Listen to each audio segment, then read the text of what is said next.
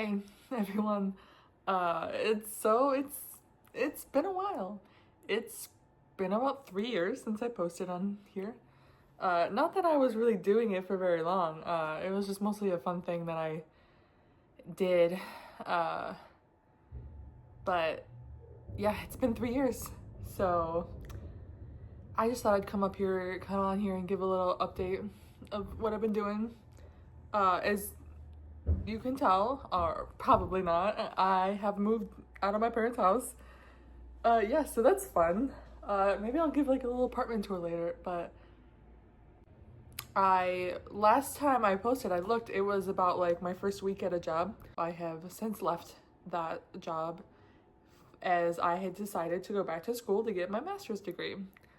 And I recently actually, I started my first semester of grad school in the fall of 2023. And I recently just graduated.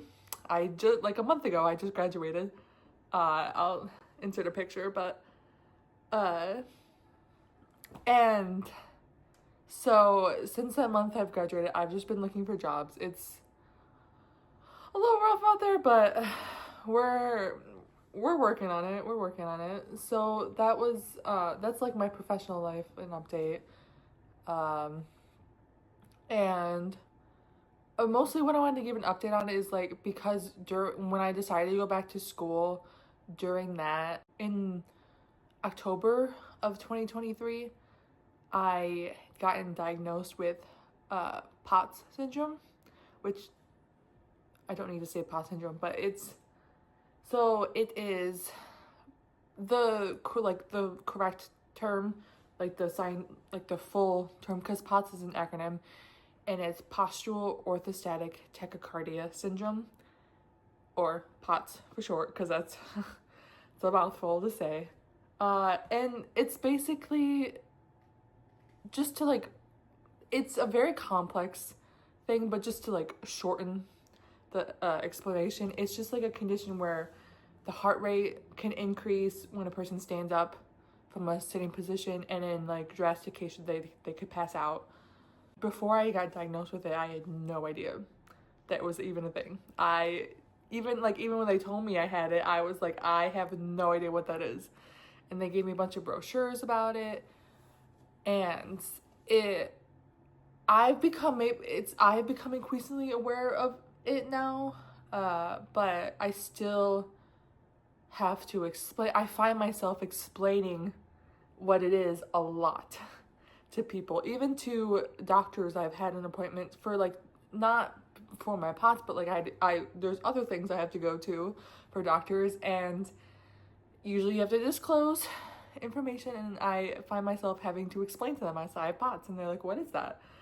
And it's weird because they're the doctor, but it's just not common. It's becoming more common, which is crazy to think, because it can be caused, if you look it up, it can be caused from having a virus, having a cold or the flu, or even being pregnant.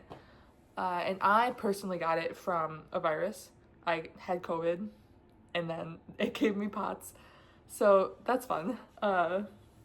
It affects your heart a little bit, but it's not a heart condition, because it can affect a lot of your body. So it can affect your heart, like it makes your heart have palpitations, can make your heart racing. Like my heart rate gets super high, even when I'm just sitting down. And it can like feel like it's racing. That's tachycardia. I could faint, and I could have chest pain sometimes. It also causes lightheadedness, dizziness, brain fog. That's a big one that I got. That was fun trying to manage that and navigate that while also going through grad school. And I just, because it can always cause difficulty concentrating, and like you have nausea and a lot of other things, because I get fatigued a lot. I have a heat intolerance, which I already hate the summer because I'm not a fan of hot weather. I love the cold. I love the fall and everything. So that was it made it worse. Like I already didn't like the heat, and that made it worse. So that was fun to deal with in the summer. And sometimes I get blurry vision, sometimes I get tunnel vision, sometimes I get shakiness, and I have exercise intolerance. So there's a lot more, and everyone's different. They can experience these symptoms differently. Those are just some of the ones that I personally experienced. I know there's some people that have it worse, or some people have it really good and they barely even notice their symptoms. It really depends. It took me about a while. It took me, because I started to feel something. I knew something was wrong with me about like May of 2023, but it took me until about October to get an official diagnosis of what it was. It was a lot of doctor's visits, and still a lot of doctors, and then I was able to understand like what was going on, and I do things. They gave me a pamphlet of like to do things to help ease the symptoms, and I was fine for a while until around like January of 2024 hit, and I don't know what happened or something. I was kind of being untreated in a way because I wasn't medicated for it. I was just kind of doing the home remedies, as you would say. Like I needed to increase my fluid intake, drink a lot more water, or increase my salt intake. It's weird because some doctors describe it. It's one of the only like heart like conditions that affects your heart that you need more sodium and less sodium, because usually your heart, you need less sodium, but I need more. Weird. And so from January on, I started feeling really bad, and it got really bad, and that semester was really rough, the winter semester, because it got like I couldn't drive. I was so dizzy. It was hard for me to get out of bed, and classes got really hard. I tried as much as I could, but my professors were very understanding, and they understood my condition and such.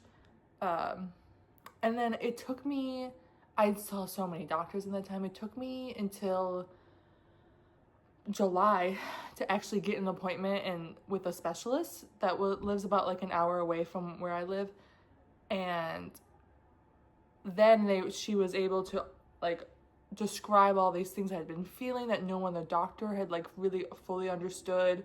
And I just felt so seen. And then she was able to put me on these medications that I needed. It's a lot. I take a lot of medications. I always joke that I feel like an 85-year-old woman now, because like I turned 25 and I actually turned 85 because of all of my health problems that suddenly just came up. But yeah, these medications started helping. It's a slow process, as the specialist said. It's like the longer you've had it, where you've been untreated, the longer it's going to take for you to get better. So I'd gone almost like a year. Like it was from October 2023 to July of 24 being untreated for it. So it's gonna be a slow, long process to get back to where I was before. And I still fully don't think that I'll be where I was before, just because this is a chronic condition. So I've had to change my lifestyle to accommodate and help maintain this condition. I'm starting to get better.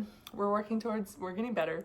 But I just wanted to come on and share an update, and just like how it's affected my life, and how I've had to change my lifestyle a lot, and how it was difficult to go through that diagnosis while like simultaneously going through grad school, getting a master's degree. So it was an interesting time for sure. I wish I would have documented it more, but I didn't think about it at the time. I was really occupied. But now I kind of want to share that more now that I've started to get better. And I'll like post a link in the bio about like just a website that has information about it, and you can just learn about the condition if you so desire, or maybe someone you know that has it, or you just want to learn more about it. But I'll put that in there, and I just want to kind of share. That's just kind of an update of what I've been up to. A lot, but also nothing at all. So, but hopefully I'll start posting more. I'm doing whatever. Who knows? Maybe I'll just document my struggles more and like show people what it's like to be living with this. So, but thank you for watching.